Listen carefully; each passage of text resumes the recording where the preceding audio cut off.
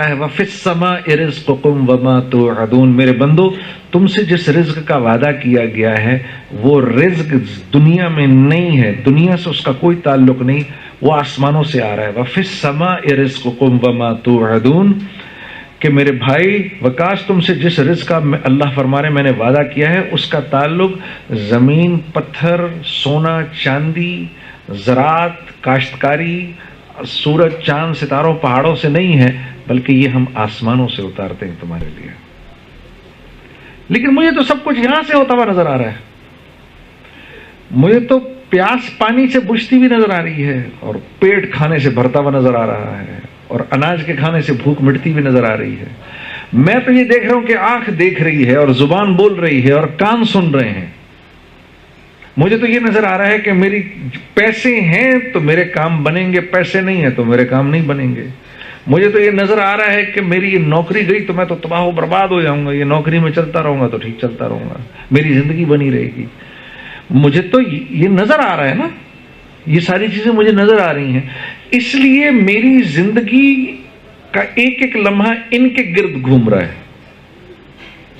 چیزوں کے گرد گھوم رہا ہے، اسباب کے گرد گھوم رہا ہے، حالانکہ یہ صرف اور صرف پیالے ہیں جن میں رزق ڈالا جاتا ہے۔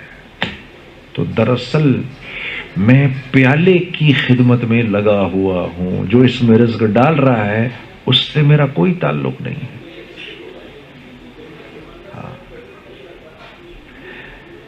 تو جو یہ زندگی گزارے گا تھوڑے دنوں کے بعد پھر اللہ کی طرف سے اس پر حالات آنا شروع ہوں گے۔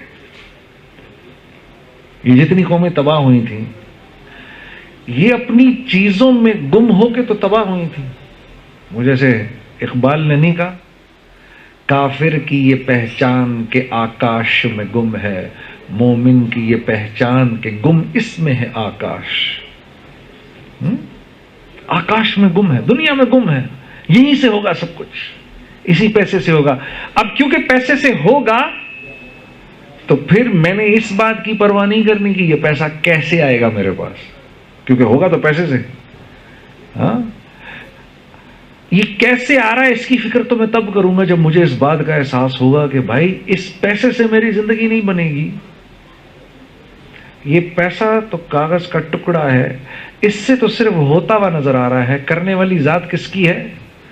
اللہ کی۔ اس کو کہتے ہیں لا الہ الا اللہ۔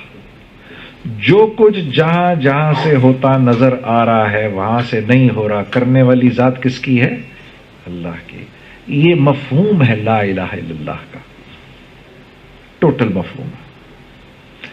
جو کچھ جہاں جہاں سے ہوتا ہوا نظر آ رہا ہے وہاں سے نہیں ہو رہا، اس کی کوئی حیثیت ہی نہیں ہے، کوئی حقیقت ہی نہیں ہے۔ 7 آسمان کے فرشتے اور ایٹم بم اور ہائیڈروجن بم اور یہ آتش فشاں اور یہ پہاڑ اور یہ سورج چاند ستارے، یہ اپنے اندر اتنی حیثیت بھی نہیں رکھتے جتنی ایک ریت کا ذرہ رکھتا ہے، ان کی اتنی حیثیت بھی نہیں ہے، کرنے والی ذات اللہ کی ہے۔ تو پھر میں کیوں اللہ کے حکم کو توڑوں؟ یہی وجہ تھی کہ جب جبرائیل نے آ کے ابراہیم علیہ السلام سے کہا کہ یہ نمرود تو آپ کو آگ میں پھینکنے والا ہے، تو آپ کہیں تو بچا لیں آپ کو، تو پوچھا کہ مجھے تم اللہ کے حکم سے آئے ہو یا اجازت لے کر آئے؟ کہا جی حکم سے نہیں آئے، اجازت لے کر آئے۔ تو کہا نہیں، پھر تمہاری ضرورت نہیں ہے، پھر تو تم بھی نہیں بچا سکتے، پھر تو تم بھی بے حیثیت ہو نا، تمہاری کیا حیثیت ہے؟ کوئی تمہاری بھی کوئی حیثیت نہیں ہے۔ اگر اس نے بھیجا ہے تو اپنی پوری طاقت کے ساتھ بھیجا ہوگا، ورنہ تو تم بے حیثیت ہو، وہ تمہاری حیثیت 1 سیکنڈ میں ایسے سلب کر لے گا، تم بیکار ہو جاؤ گے۔ حسبنا اللہ ونعم الوکیل ونعم المولا ونعم النصیر، یہ ان کے الفاظ تھے۔ یہ کہا کہ جب اس نے ان کو منجنیق سے پھینکا تو چلے گئے ہوا کے اندر، انہوں نے کہا لوگوں کے کرنے سے۔ تو جو ایسا اپنے اندر ایمان رکھتا ہے، جس کی یہ سوچ ہوتی ہے کہ کریں گے تو اللہ کریں گے، پھر اللہ اس کی مدد ایسے کرتے ہیں جیسے ابراہیم علیہ السلام کی کہ براہ راست حکم دیا آگ کو، یا نار اے آگ کونی بردم وسلام علی ابراہیم. تو روایت میں آتا ہے کہ ساری دنیا کی جو آگیں تھیں وہ دبک گئیں ایک دم سے کہ یہ شاید حکم ہمیں نہ آیا ہو، اور ساری کی ساری ایسی بجھیں. وہ آگ کہ جس کے اوپر سے پرندہ بھی نہیں جا سکتا تھا، وہ آگ اتنی ٹھنڈی ہو گئی کہ ابراہیم علیہ السلام کو سردی لگی ایک دم سے. تو فرمایا سلامتی والی، تو پھر تھوڑی گرم ہو گئی. اور شولوں نے یوں اوپر ایسے آسمان پہ سے ان کو وہیں سے پکڑا، یوں گھما گھمو کے نیچے لے کر آئے. جو یہ رسیاں لگی تھیں ان کو تو جلا دیا، ایک بال بھی یہاں سے نہیں جلا. اللہ نے جبرائیل کو بھیجا، اس نے پر مار کے وہیں پر آبشار اور وہیں پر پانی اور وہیں پر باغ اور تخت. اللہ رب العزت یہ بتانا چاہ رہے ہیں جو میرا بن کے چلے گا میں اس کی چیزوں کے بغیر مدد کروں گا، براہ راست مدد کروں گا جو میرا بن کے چلے گا.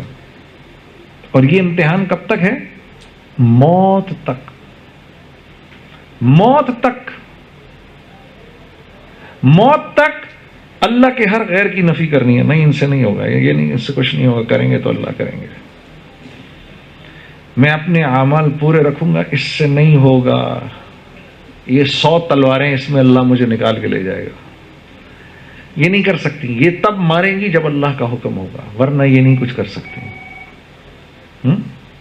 تو جو ہمارے کلمے کے دو حصے ہیں نا، لا الہ الا اللہ اور دوسرا ہے محمد رسول اللہ، کہ اس بات کا مجھے یقین ہو جائے کہ اگر میں رسول اللہ صلی اللہ علیہ وسلم کی زندگی پر چلوں گا تو ہر صورت میں اللہ نے مجھے دنیا میں کامیاب کرنا ہے، اور اگر میں آپ کے غیروں کی زندگی پہ چلوں گا ہر صورت میں میں نے ناکام ہونا ہے. یہ مفہوم ہے لا الہ الا اللہ محمد الرسول اللہ کا.